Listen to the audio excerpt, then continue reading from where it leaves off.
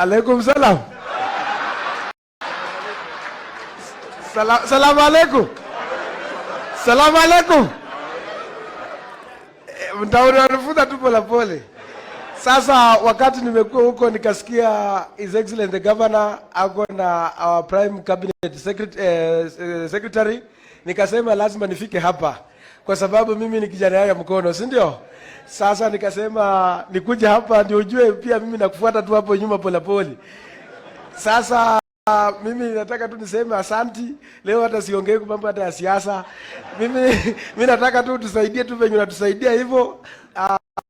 Waambie president tumeshukuru upande wa stima venye ametusaidia na muendelee kulobi more projects na ili kuje huku Kakamega ili ya kwamba we can feel your leadership.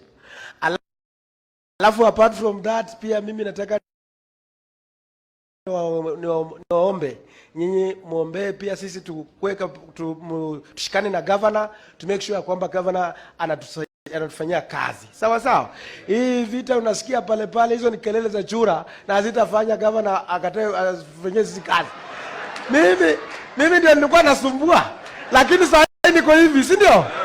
Sasa Cabinet Secretary, mimi nataka nikwambie Prime Minister ya kwamba kesho niko na rambe ya kusaidia wamama. Unajua mama ndio walipitisha kura. Sasa ukipatia nako governor kitu kidogo ongezeko itakuwa mzuri. Asanteni sana.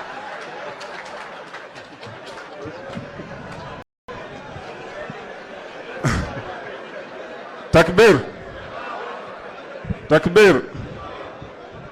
Walillahi alhamd. Huyo ni Peter Salasya.